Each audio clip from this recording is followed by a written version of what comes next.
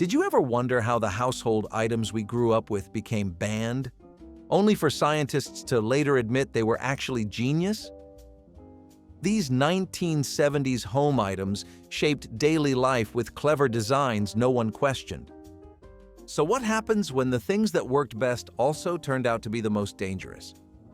Real lead tinsel for Christmas trees was one of those decorations that did something no modern version has ever replicated. The strands were heavier than plastic, which meant they hung perfectly straight, catching every flicker of light and sending it bouncing across the room like a frozen waterfall. Scientists today acknowledge that the weight of lead tinsel was a genuine engineering advantage because it draped with a natural elegance that lightweight alternatives cannot imitate. Families in the 1970s loved how effortlessly it transformed even the simplest tree into something spectacular, and kids ran their fingers through the strands without a worry. Nobody thought about toxicity. People trusted it because it worked beautifully and cost almost nothing. But lead is a cumulative poison, building silently in the body, especially dangerous for children who touched it and placed their hands near their mouths. Once regulators connected the shimmer to serious health risks, the bans came swiftly. Every plastic imitation tries to capture that drape, but none come close. It is a strange legacy, knowing the most beautiful version of a simple decoration was also the one that could quietly cause the most harm.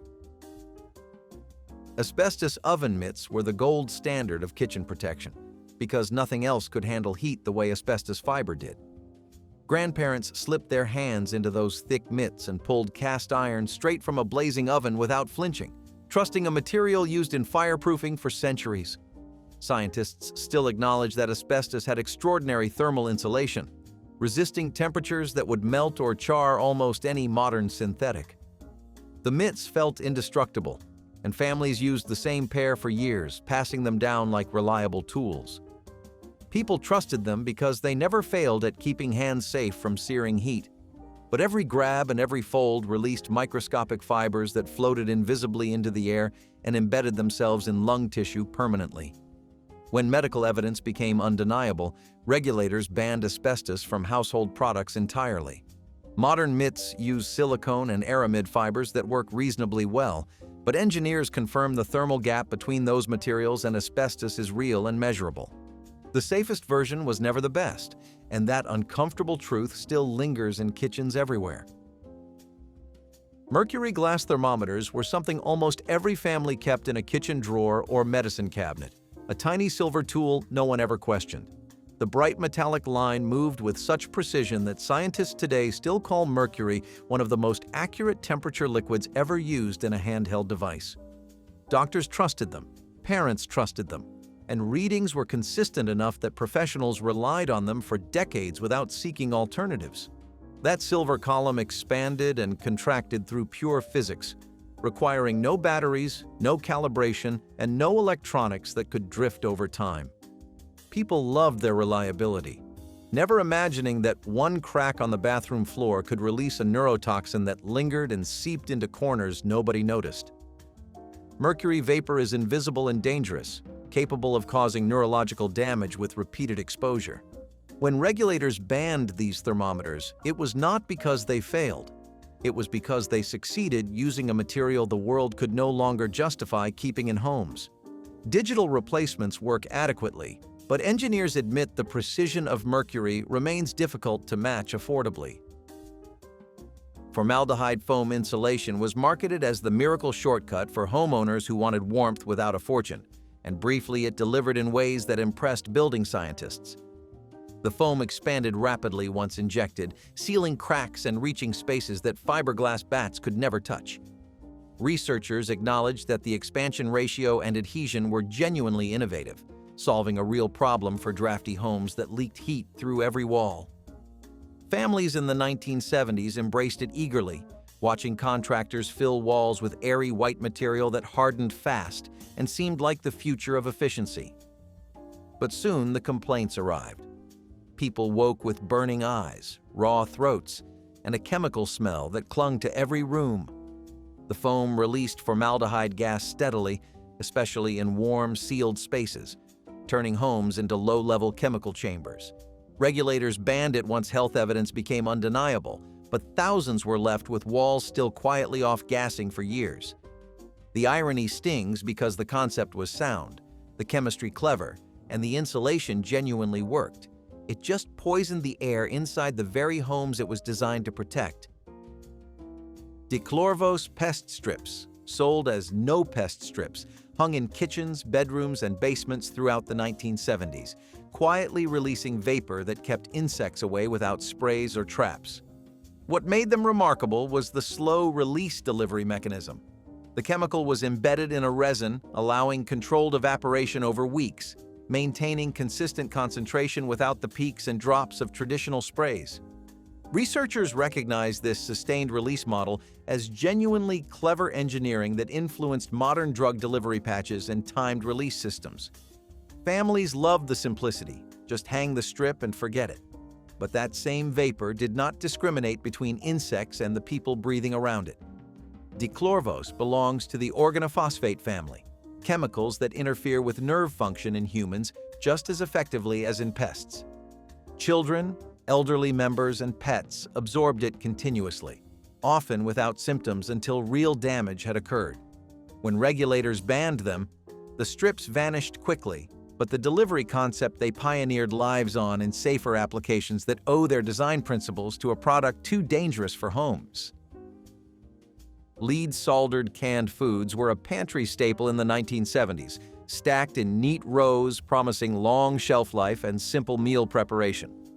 What families never considered was that the lead solder creating those airtight seals was one of the most effective preservation methods of its era. Scientists acknowledge that lead bonds were extraordinarily tight, preventing air, moisture, and bacteria from entering with a reliability tin alternatives initially struggled to match. Grandparents relied on these cans for soups, vegetables, and meats, opening them daily without questioning how the container might affect food. But lead does not stay locked in metal when it contacts acidic ingredients like tomatoes or citrus. It leaches into the contents, turning a convenient item into a quiet source of contamination that accumulated with every meal. Doctors traced rising cases of poisoning back to these soldered seams, and regulators moved to eliminate lead from all food packaging. The transition to tin welded seams took years, and early replacements did not seal as reliably. Engineers still note that the original lead bonds set a benchmark for hermetic sealing that required considerable effort to surpass safely. Carbon tetrachloride fire extinguishers were considered the most advanced household safety tool available, and their reputation was earned through sheer effectiveness. When flames erupted, you released a liquid that smothered fire faster than water, powder, or foam ever could. Scientists today recognize the smothering mechanism as remarkably efficient because carbon tetrachloride displaced oxygen so completely that flames died almost instantly. Grandparents kept these extinguishers under sinks and near stoves, believing they held the best protection available. The speed was what people loved, watching a dangerous flare-up vanish in seconds with a single burst. But nobody understood what happened when that liquid hit extreme heat. It transformed into phosgene gas, a substance so toxic it was used as a chemical weapon in earlier wars. Families who rushed to extinguish kitchen fires inhaled something far deadlier than the flames, unaware that each breath carried a hidden threat. When regulators connected the dots, these extinguishers were replaced with safer alternatives that worked slower but did not poison the people they protected. The engineering was brilliant, the chemistry lethal. Radium dial alarm clocks were the pride of a bedside table, glowing softly in that unmistakable green that felt magical in a dim 1970s room. What made them impressive was the self-powered luminescence, because radium paint required no batteries, no charging, and no external light to maintain its glow for years. Researchers acknowledged that the radioluminescent technology was elegant, converting radioactive decay directly into visible light through a phosphor coating in a way modern tritium markers still emulate.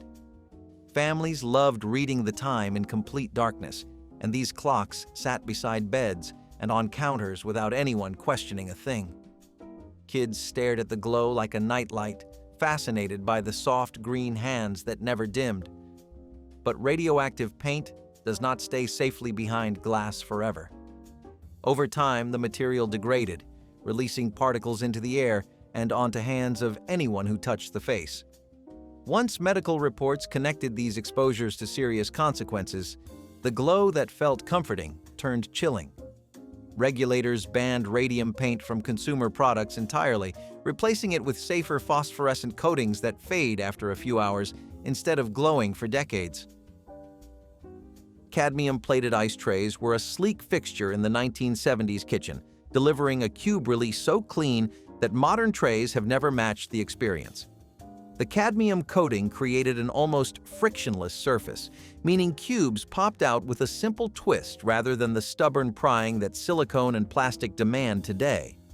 Materials scientists acknowledge that cadmium plating provided exceptionally low surface energy, exactly the property that made food release so smooth. Families used these shiny trays daily, placing them in freezers without suspecting the elegant coating was slowly flaking into the ice. People dropped those contaminated cubes into lemonade, iced tea, and children's drinks without a thought. Over time, researchers discovered cadmium could damage kidneys, weaken bones, and accumulate in the body with devastating effects. When regulators banned cadmium from anything touching food, the trays disappeared overnight. The irony is sharp, because the coating that made these trays satisfying was the same one that made them dangerous. No modern material has replicated that effortless release without introducing compromises in safety or convenience. Copper arsenate wood preservative, known as CCA lumber, was the backbone of outdoor building throughout the 1970s, used for fences, decks, and playground structures with complete confidence.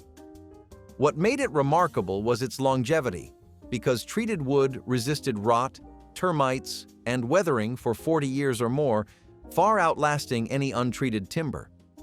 Scientists still acknowledge CCA treatment as one of the most effective preservation methods ever developed, solving a real problem for homeowners tired of replacing decayed lumber every few seasons.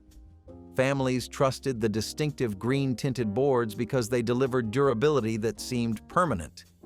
But the protection came from real arsenic, a heavy metal that leached steadily into surrounding soil as the wood aged. Rain washed it deeper, children played on treated surfaces, and pets wandered through yards where contamination spread invisibly. Researchers documented the risks clearly enough for regulators to ban CCA from residential use entirely. Safer alternatives exist, but none match the extraordinary lifespan of the original treatment. It remains one of the clearest examples where the most effective solution was also the most dangerous. Polyurethane cushions without fire barriers were the soft, bouncy heart of nearly every couch in the 1970s, and from a comfort standpoint, they were extraordinary. Engineers acknowledged that the open cell structure created an ideal balance of support and softness, distributing body weight evenly in ways that later fire-retardant foams struggled to replicate without becoming stiff. Families sank into these cushions after long days, trusting furniture that felt designed around their exact shape. The foam bounced back perfectly, held its form for years, and made even affordable couches feel luxurious. But the same structure that made the foam comfortable also made it catastrophically flammable. A spark from a fireplace could ignite an entire cushion in seconds, producing thick black smoke and temperatures hot enough to engulf a room before anyone could react. Firefighters reported the same horrifying pattern across countless homes. Regulators demanded fire-resistant barriers, but the added layers changed the feel permanently.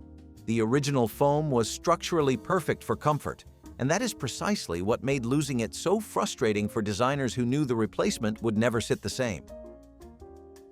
Phosphate-heavy laundry detergents were the champions of clean clothes in the 1970s, delivering results modern eco-friendly formulas have never matched. Chemists acknowledged that phosphates were extraordinarily effective at softening hard water, suspending dirt, and preventing it from redepositing onto fabric. Families poured these detergents into every load, marveling at whites that came out brighter and stains that vanished without pre-treatment. The science was elegant, a single additive solving multiple cleaning challenges at once. People trusted their routine completely, never imagining every cycle sent those chemicals into rivers and lakes. Phosphates acted like fertilizer for algae, triggering massive blooms that choked waterways, depleted oxygen, and devastated aquatic life. Entire ecosystems collapsed while families unknowingly contributed load after load. When environmental agencies linked the damage to detergent runoff, bans arrived swiftly. Reformulated versions work adequately, but anyone who remembers how effortlessly phosphate formulas handled tough loads knows the cleaning power was never fully replaced. It is one of those cases where the best product caused damage far beyond the home. DDT household bug bombs were the ultimate pest solution of their era, and the science behind them was so effective that the chemist who discovered its insecticidal properties received a Nobel Prize. That recognition was earned because DDT killed insects with a speed and thoroughness no other compound could approach. Families in the 1970s placed the canister in a room, pressed the button, and left believing they would return to a cleaner home. The chemical lingered on surfaces for weeks, continuing to kill anything that crawled across it long after the fog had cleared. People trusted DDT because science itself had celebrated it. But DDT does not vanish after use. It accumulates in soil, water, and living tissue, building through the food chain with devastating consequences. Scientists discovered it disrupted hormones, thinned bird eggshells to the point of species collapse, and posed serious risks to human health. When regulators banned it, the foggers vanished from shelves overnight. The irony remains striking because the same properties that earned a Nobel Prize were the ones that made DDT so destructive, persistence and potency turned against the very world it was meant to protect. Paint strippers with methylene chloride were the most powerful tools in any renovator's arsenal during the 1970s, cutting through layers of paint with a speed nothing on today's shelves can match. Chemists acknowledge that methylene chloride's molecular structure lets it penetrate and dissolve paint bonds at a rate safer solvents cannot replicate. One application, a few minutes of patience, and decades of layered paint blistered and peeled away cleanly. Homeowners loved the efficiency, tackling weekend projects with confidence and finishing in hours what would otherwise take days. The results were dramatic and satisfying. But methylene chloride converts to carbon monoxide inside the body, and in enclosed spaces, the fumes can become lethal within minutes. People knelt over their work, breathing deeply without thinking, and collapsed before understanding what was happening. Tragedies mounted steadily, from hobbyists to seasoned professionals. When regulators stepped in, the ban was firm. Modern alternatives require more coats, more time, and more effort, and professional restorers openly acknowledge that nothing strips paint as effectively as the chemical that proved too dangerous to keep selling. PVC, inflatable furniture, was a short-lived craze in the 1970s that looked like it came from a science fiction film. And from an engineering standpoint, the manufacturing was genuinely innovative.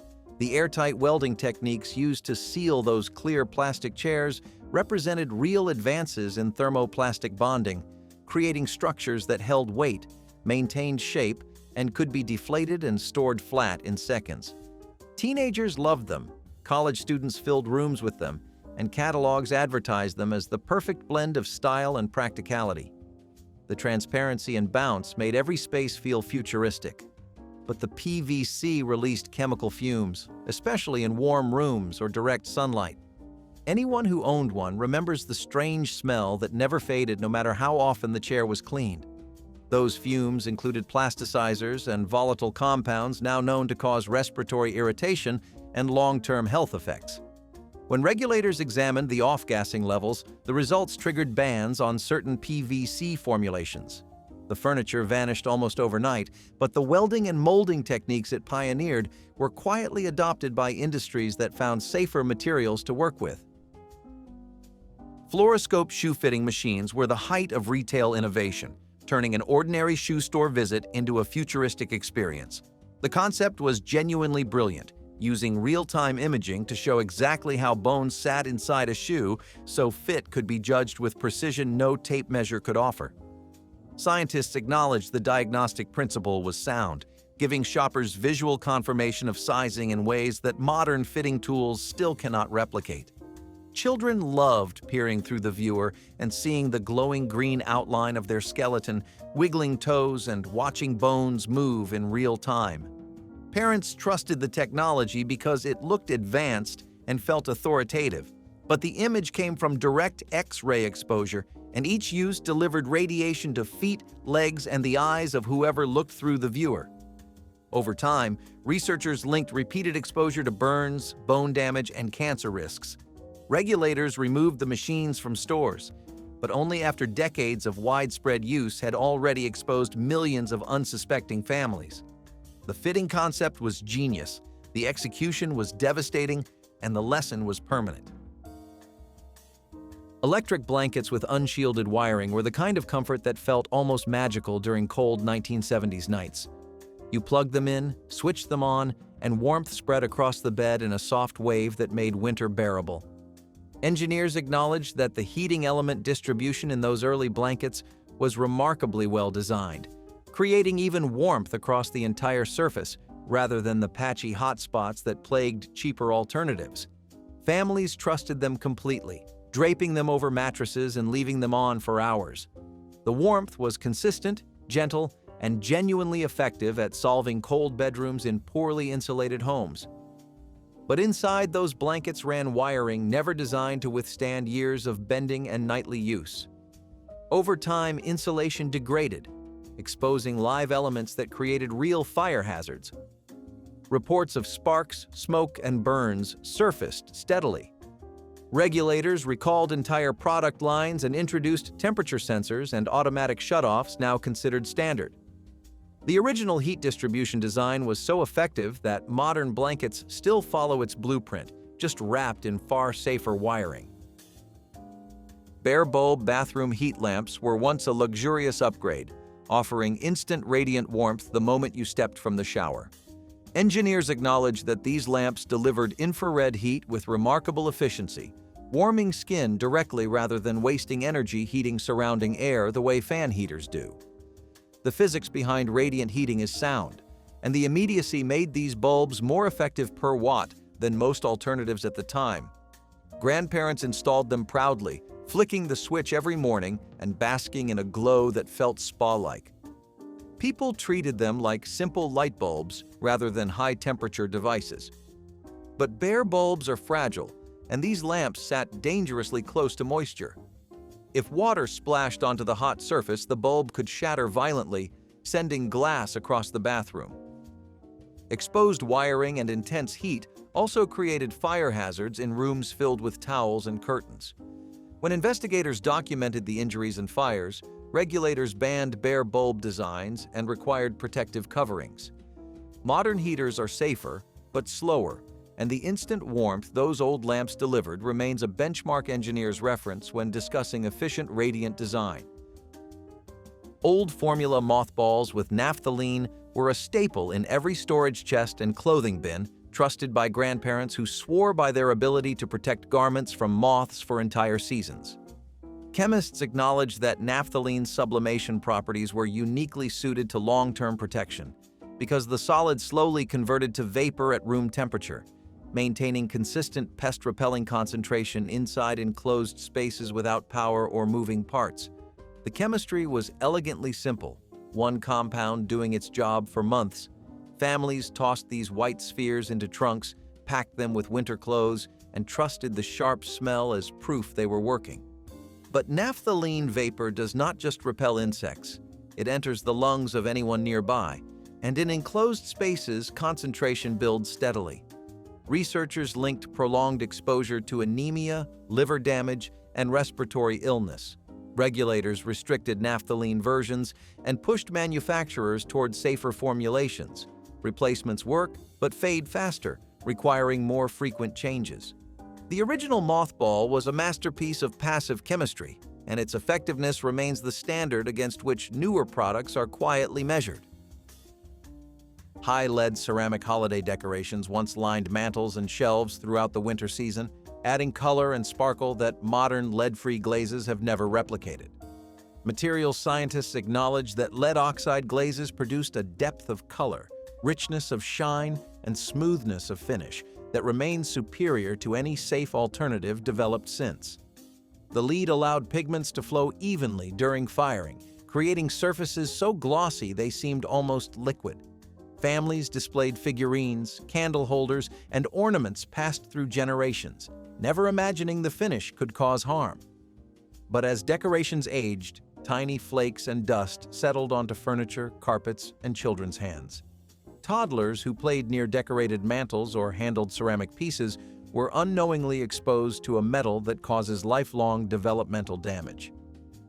Once researchers tested older ceramics and found extreme lead levels, regulators banned the glazes responsible. Families were urged to pack away heirlooms or handle them with caution. The loss stings for potters who know the colors those old glazes produced were genuinely unmatched, a beauty born from chemistry too dangerous to use. Liquid bronzing sprays for decor were a favorite craft item in the 1970s, coating leaves, pine cones, and wreaths in gleaming metallic color that made ordinary objects elegant. The aerosol delivery was genuinely clever, creating a mist of particles that adhered to irregular surfaces in ways brush-on paints never achieved. Experts acknowledge the chemistry produced a finish close to actual metal plating, giving crafters professional results with minimal skill.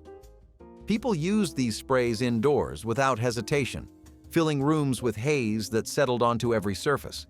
Children helped with projects. Breathing vapors meant only for ventilated studios.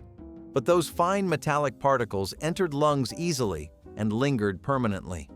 Researchers linked the sprays to chronic respiratory issues, especially in frequent users in enclosed spaces. When regulators discovered how harmful the particles were at household concentrations, the harsher formulas were banned. Modern craft sprays use safer compounds but produce a duller finish. The originals created a beauty that came at a cost nobody understood until the damage was done. Arsenic-treated leather goods were sold everywhere in the 1970s, offering belts, handbags, and jackets preserved with pentachlorophenol that kept leather supple and mold-resistant for decades. Chemists acknowledge PCP treatment was extraordinarily effective at preventing biological breakdown, solving a problem that plagued the industry for generations. Treated goods survived humidity, heat, and years of storage without cracking. Families rarely questioned what kept belts from deteriorating or purses looking fresh season after season. But pentachlorophenol seeps into skin on contact and releases fumes over time. Researchers found casual handling caused exposure linked to liver damage, immune disruption, and long-term health effects. Children absorbed the chemical quickly when touching treated bags or jackets. Once dangers became public, regulators banned PCP for consumer products, forcing companies towards safer methods. The contrast between a stylish accessory and the chemical hiding inside made these goods one of the more surprising hazards of their era.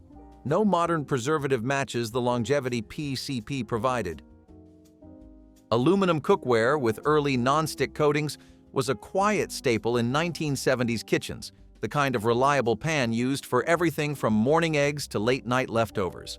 Food scientists acknowledge that the first-generation coatings achieved a release performance that took decades for safer replacements to approach.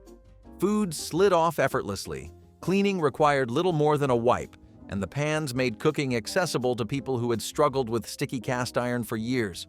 Families cooked daily, trusting that something so convenient must be safe. But the coating broke down at high heat, releasing fumes that posed real dangers when inhaled. Scratched pans became unstable, and chemicals entered food in ways nobody monitored.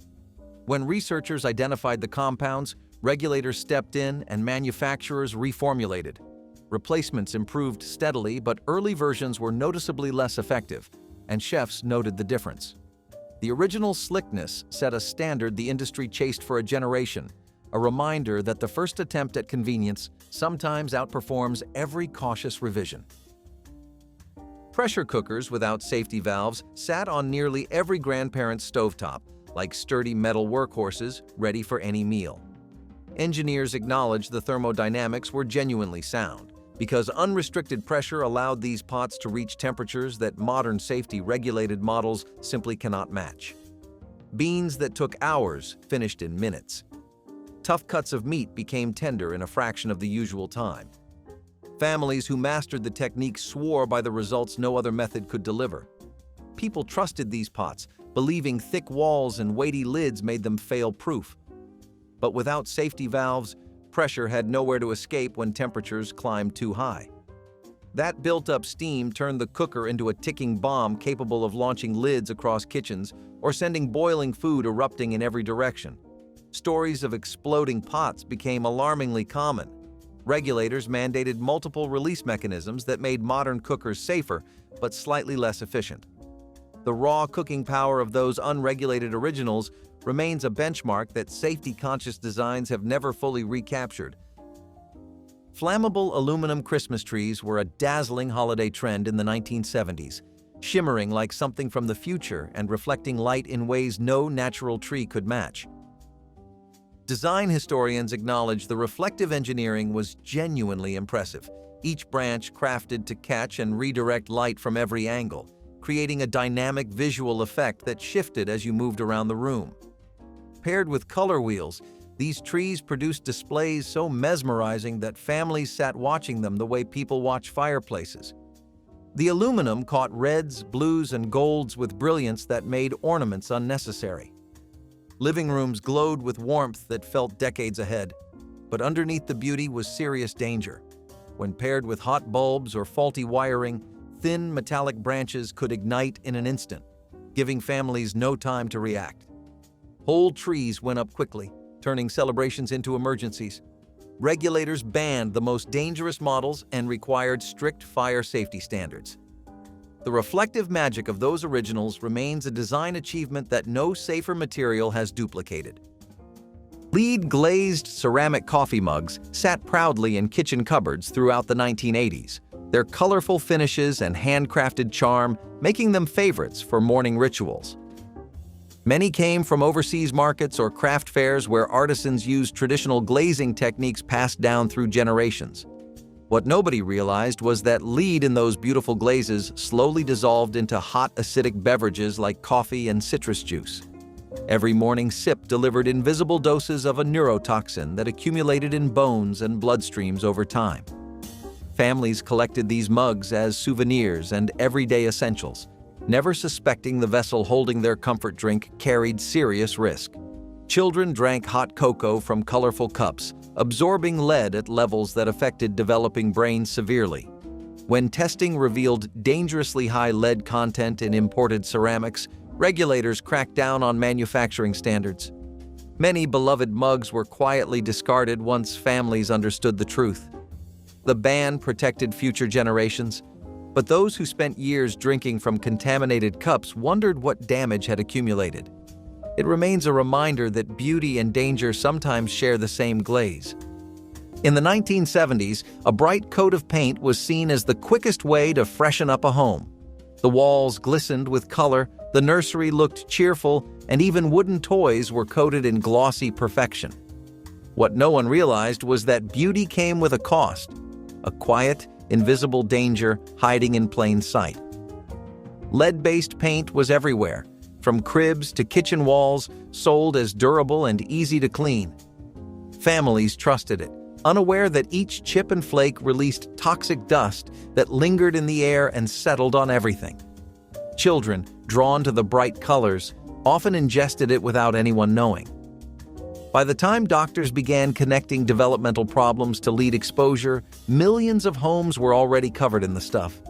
It took decades for regulations to catch up, and even then, the damage was done. This was the kind of danger that did not explode or burn, it simply stayed, poisoning quietly. Looking back now, it is haunting how something so ordinary became one of the most dangerous household hazards of its time. Lead-painted wooden Venetian blinds hung in bedroom windows and living room bays throughout the 1980s, elegant fixtures nobody questioned or worried about. Families tilted the slats to let morning light in or shut them tight against afternoon sun, never realizing every tug of the cord released toxic dust into the air. The lead in the paint made finishes durable and resistant to chipping, which manufacturers advertised as a selling point for busy households. Children pressed their faces against the slats to peek outside, running fingers along painted surfaces while parents called them to dinner. Over time, the paint degraded invisibly, shedding particles onto windowsills, carpets, and the hands of everyone who touched them. Researchers eventually connected these blinds to alarming blood lead levels in children, prompting urgent recalls and immediate regulatory action. Families were stunned to learn something so ordinary had been contaminating their homes for years. The bans arrived swiftly once evidence mounted, forcing manufacturers to reformulate and homeowners to replace what they had trusted. Today, those vintage blinds serve as a quiet reminder that danger sometimes hangs in plain sight. If you were a kid in the early 1970s, you probably remember the sound of clackers, the rhythmic click of two acrylic balls smashing together on a string. They were mesmerizing, addictive, and impossible to put down. Every playground echoed with that familiar clack, clack, clack of triumph. But fun quickly turned to fear when kids started showing up with bruises, cuts, and even eye injuries. The acrylic balls could shatter mid-swing, exploding into shards sharp enough to draw blood. Children compared the loudest clack to a badge of honor, competing to see who could swing them the fastest. But the harder they swung, the greater the danger. Tiny shards flew like shrapnel, sometimes slicing faces and arms. Parents called them toys, but in motion, they looked and sounded more like weapons. Parents panicked. Schools banned them. Yet for a brief moment, clackers were everywhere. Symbols of carefree childhood and the chaos of a decade that loved to experiment. Looking back, it is hard not to laugh at how dangerous, harmless fun once was. They were toys that taught a whole generation one unforgettable lesson. Sometimes excitement really can break in your hands. Mercury-filled tilt switches inside wall thermostats were the silent heartbeat of temperature control in 1980s homes, clicking softly whenever furnaces kicked on or air conditioning started humming. Inside each small glass capsule was a bead of liquid mercury that rolled back and forth, completing the electrical circuit that kept families comfortable. People adjusted these thermostats daily without knowing they were handling devices containing one of the most toxic heavy metals on Earth. If a thermostat broke during replacement, that tiny mercury bead could spill onto floors and vents, vaporizing slowly into the air for years. Families breathed it in without realizing the source, and children sometimes played with the shiny liquid if they found it. Once scientists documented how mercury accumulated in bodies and damaged nervous systems, regulators moved quickly to phase out these switches. Homeowners were urged to dispose of them through hazardous waste programs. The ban brought safer digital alternatives, but the memory of those toxic capsules lingers as a warning about comfort and danger sharing the same wall. Macrame was everywhere in the 1970s. From wall art to plant holders, it was the ultimate expression of homemade beauty and bohemian life. Then came macrame hanging lamps, the perfect marriage of craft and function. Warm, textured, handmade, they turned living rooms into cozy sanctuaries. But as it turned out, beauty and fire rarely mix well. The woven cords, often made from cotton or jute, dangled dangerously close to incandescent bulbs that burned hot enough to ignite them in seconds. Families admired their glow, unaware that the same lamp could go up in flames at the flick of a switch.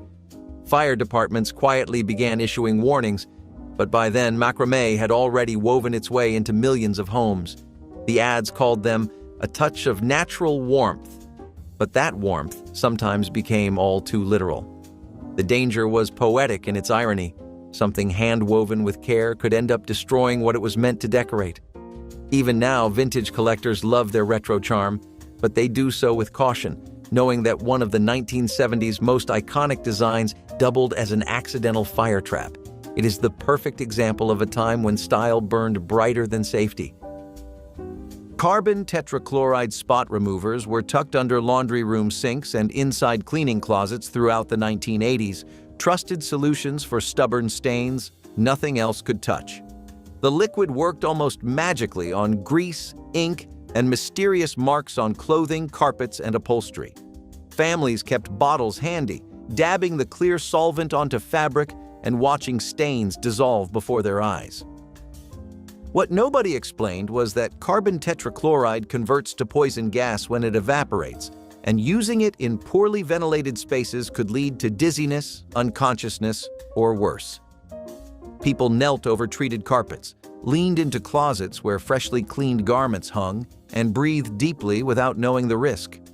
Some homeowners used it in enclosed bathrooms where air barely circulated. Emergency rooms saw poisoning cases difficult to diagnose because the source seemed ordinary. When regulators understood how dangerous this common cleaner was, the bans came quickly and permanently. Families discarded bottles they had relied on for years, aware that their stain fighter had been threatening their health. Today, carbon tetrachloride remains banned, a relic from when cleaning solutions could kill. Polyester was the fabric of the future, shiny, smooth, and effortlessly modern. In the 1970s, it covered everything from clothing to home decor. When polyester curtains hit the market, homeowners fell in love. They looked elegant, never needed ironing, and came in every color imaginable. But there was a hidden problem. Polyester burns fast and hot. A single spark from a candle, a brush against a space heater, or even a cigarette could turn them into a sheet of fire. Magazines called them the miracle of modern fibers, celebrating their durability and low maintenance, but left out the fact that once they caught fire, they melted onto skin. The chemical smell of burning polyester haunted firefighters and emergency rooms alike. It was fashion and function turned fatal under the glow of a single match. Reports of sudden household blazes started surfacing, each one eerily similar. The wrinkle-free revolution had quietly introduced a new kind of danger. Yet companies rarely mention that part in their glossy catalogs. People wanted convenience, and they got it, along with a risk they never saw coming. Polyester promised glamour but delivered flames. It is chilling to think how many living rooms glowed with more than just style. Asbestos-lined toaster ovens were considered modern marvels in the 1980s, compact appliances that made morning routines faster and kitchens more efficient. The insulation inside kept exteriors cool while interiors heated quickly, a feature that seemed clever for busy families. People used them daily for toast, bagels, and frozen snacks, never imagining the material keeping everything safe from burns was releasing microscopic fibers into their kitchens. Asbestos resisted heat so well that manufacturers tucked it into appliances without hesitation. People leaned over these toaster ovens while waiting for food, breathing warm air that carried particles no one could see. When scientists confirmed the link between asbestos exposure and devastating lung diseases, the industry shifted almost overnight. Recalls swept through stores, and families were urged to discard toaster ovens they had trusted for years. The realization stung because something designed to make life easier had been quietly introducing harm into the home. Today, those old toaster ovens remind us that convenience can mask dangers hiding just beneath the surface. Few inventions felt more modern than nonstick cookware. Teflon promised freedom from scrubbing, stuck eggs, and greasy messes. Housewives and young couples alike embraced it as a symbol of convenience and progress. It was advertised as the perfect marriage of science and home life, sleek, spotless, and futuristic. The shine of those silver pans reflected an entire generation's faith in technology. But inside that slick surface lurked a chemical secret that no one could pronounce, much less understand. But what they did not know was that overheating a Teflon pan, something as simple as forgetting it on the stove, could release invisible toxic fumes. Birds dropped from their perches, families complained of dizziness and coughing. Manufacturers brushed it off, calling it harmless. Yet behind closed doors, scientists knew those fumes came from chemicals that could cause flu-like symptoms in humans and death in pets. The same coating that made cooking easier also made breathing more dangerous. Teflon was progress, but at a price no one could see. Looking back, it is unsettling how something designed to make life cleaner ended up polluting the very air of the American kitchen. Polychlorinated biphenyl filled fluorescent light ballasts hummed quietly in ceilings throughout the 1980s, providing steady illumination in kitchens, basements, and garages without drawing attention. The ballasts regulated electrical current to keep tubes flickering evenly, and the PCB oil inside helped dissipate heat while preventing fires. Families rarely thought about what was hidden inside metal housings bolted above their heads. But when ballasts aged and overheated, they often leaked, dripping oily residue onto surfaces below without anyone noticing. Some leaked slowly for years, creating invisible contamination zones on countertops, shelves, and floors.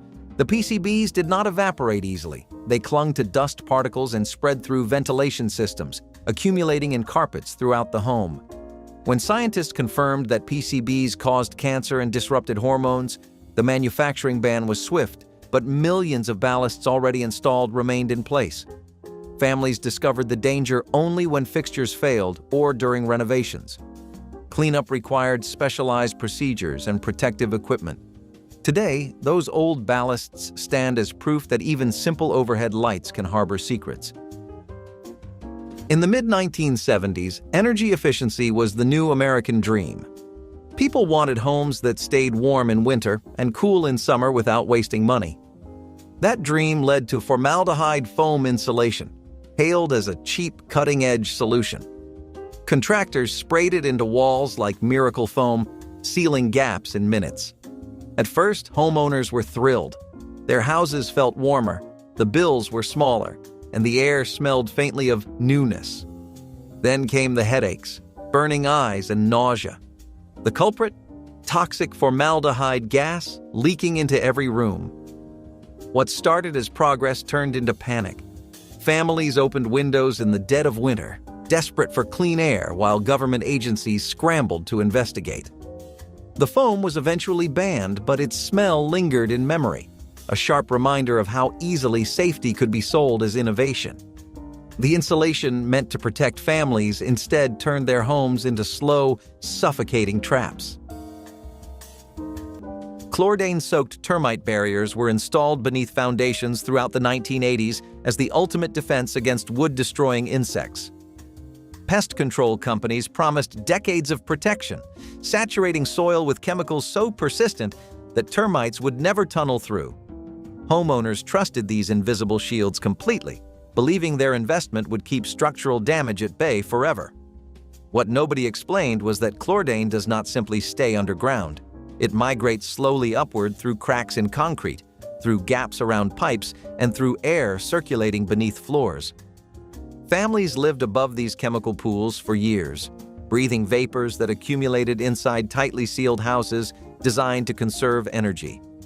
Children played on carpets directly over treated soil, and basements carried faint chemical odors people dismissed as normal. When researchers linked chlordane exposure to neurological damage and cancer risks, regulators banned it entirely for residential use. Homeowners were left wondering what had been seeping into their homes for years. Today, chlordane barriers remain troubling examples of how protection can turn into contamination without anyone noticing. Parents in the 1970s wanted their babies to walk sooner, move faster, and explore the world safely. Baby walkers with metal frames seemed like the perfect invention, a sturdy little chariot for curious toddlers. The commercials showed smiling babies zipping around kitchens, their mothers laughing proudly. But reality was far from safe. The metal frames were heavy, the wheels moved too easily, and one wrong push sent babies tumbling downstairs or into sharp corners. Doctors and safety experts warned of the risks, but television ads kept showing picture-perfect homes where babies moved freely and safely. Behind the marketing glow were countless emergency room visits for skull fractures, broken limbs, and concussions. The wheels that symbolized independence also carried children straight into danger at speeds no one anticipated. Emergency rooms filled with injuries that no one saw coming.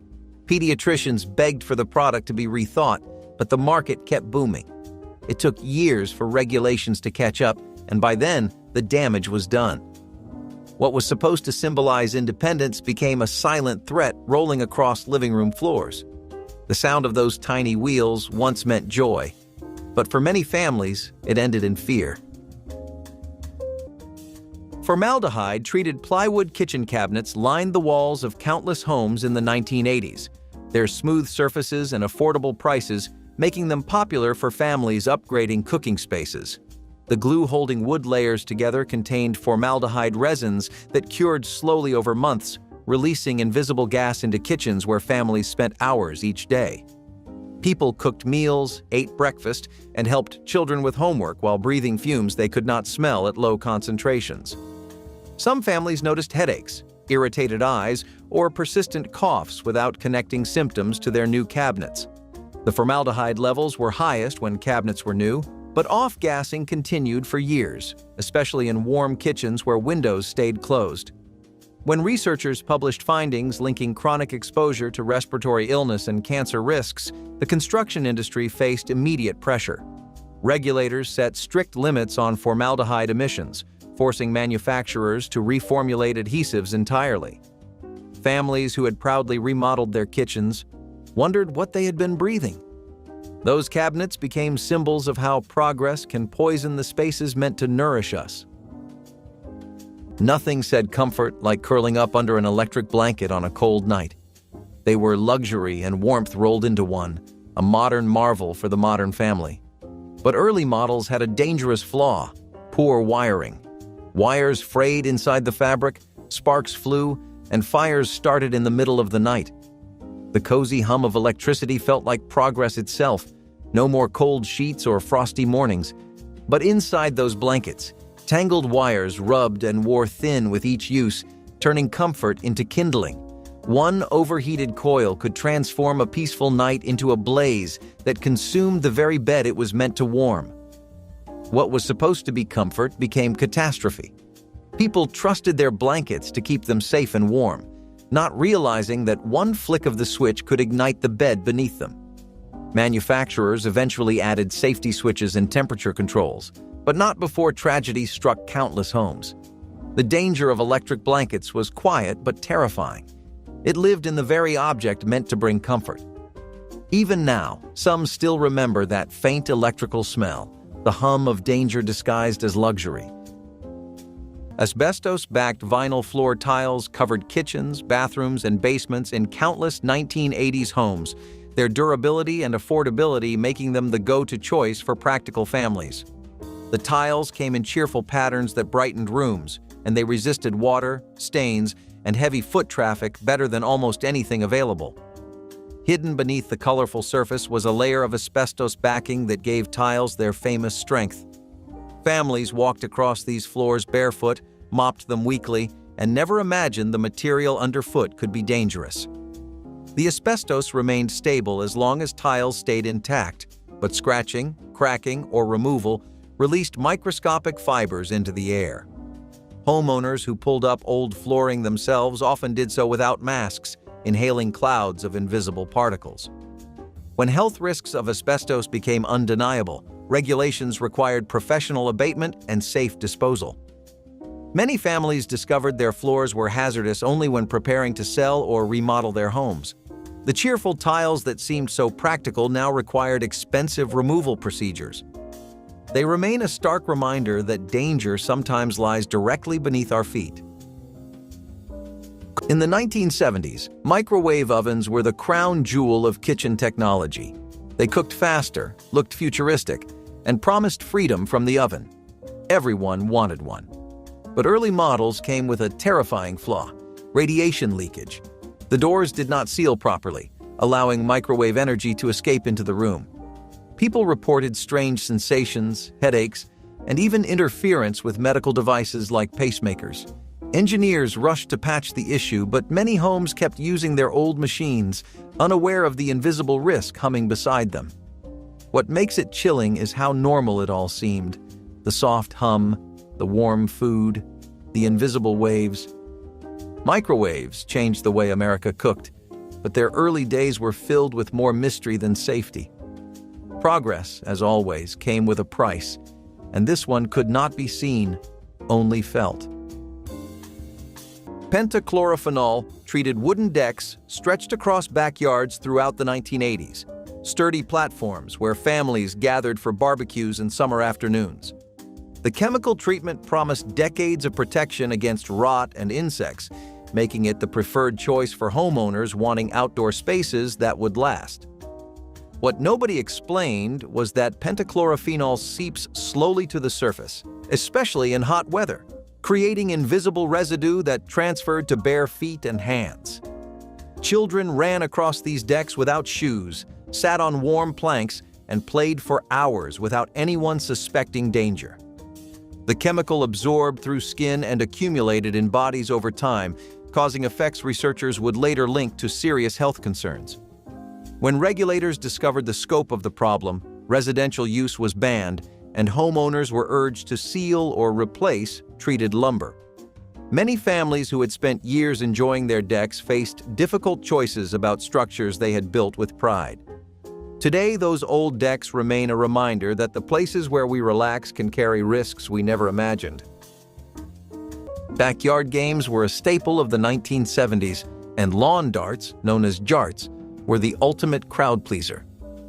Big, colorful darts that you tossed toward a plastic ring in the grass. It sounded harmless enough.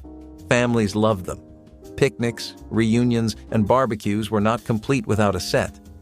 But those darts were heavy, sharp, and made of solid metal. A single misthrow could and did cause devastating injuries. Television commercials showed fathers and sons laughing as the darts soared through the air, never showing what happened when they missed. The tips, designed to stick into the ground, were strong enough to pierce skin, bone, even skulls. What began as family fun turned into a national debate over whether danger could ever be part of the game. For years, warnings went ignored.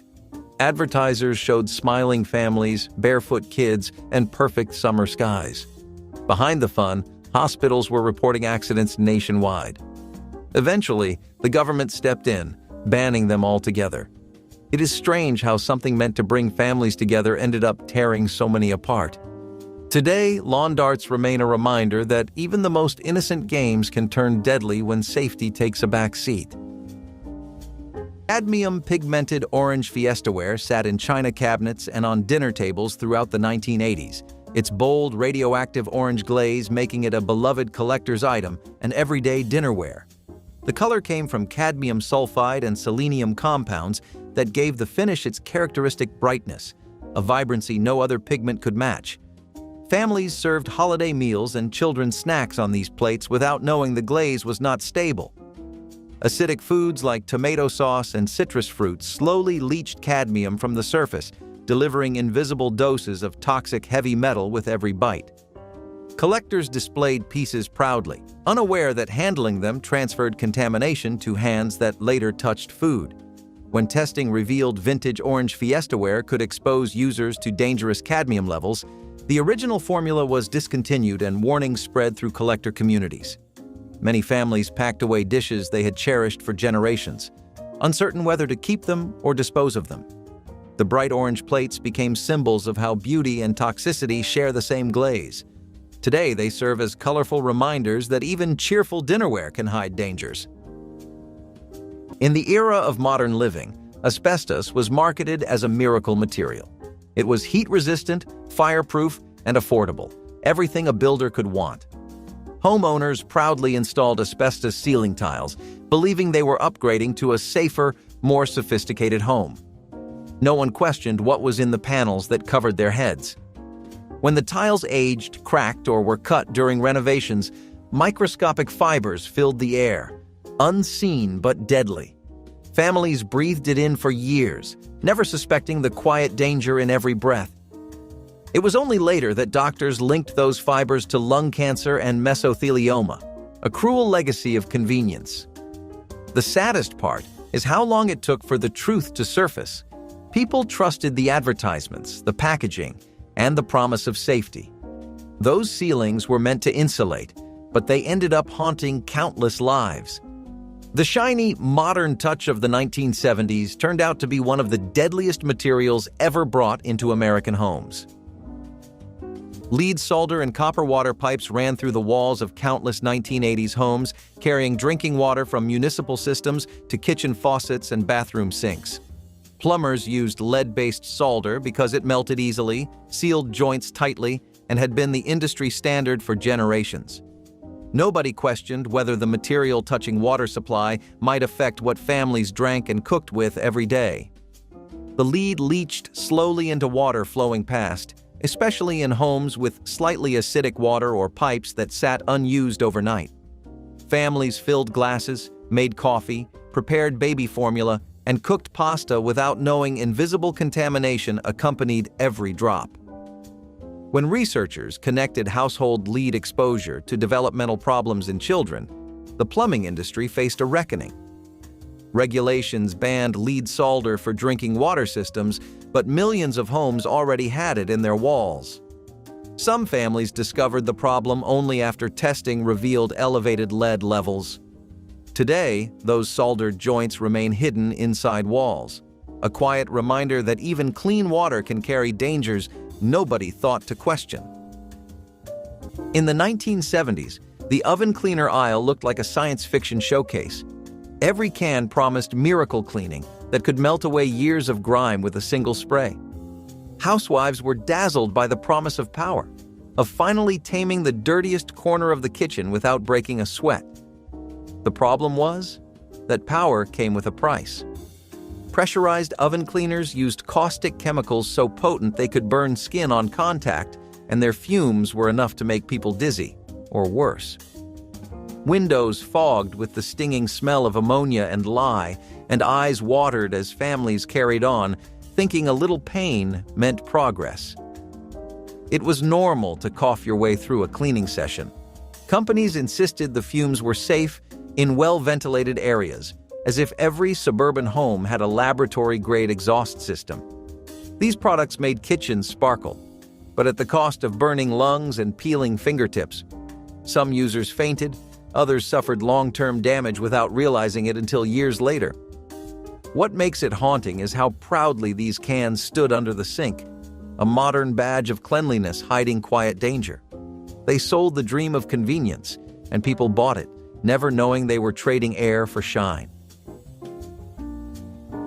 Benzene-based rubber cement was a staple in craft rooms and home offices throughout the 1980s, its distinctive sweet smell filling the air whenever someone worked on scrapbooks or school projects. The adhesive spread smoothly, dried quickly, and created bonds that held paper together perfectly. Families kept jars in desk drawers and anywhere creative projects might happen. Children used it freely for homework and art class creations, often leaning close to watch glue spread across construction paper. What nobody realized was that benzene evaporates readily at room temperature, filling enclosed spaces with fumes that entered lungs with every breath. Parents helped kids with projects in small bedrooms where ventilation was poor and exposure was high. When scientists confirmed that benzene caused blood cancers and serious health problems, formulations changed almost overnight. Manufacturers switched to safer solvents and old jars disappeared from store shelves. Families who had spent years crafting together understood that the familiar smell they associated with creativity had been quietly dangerous.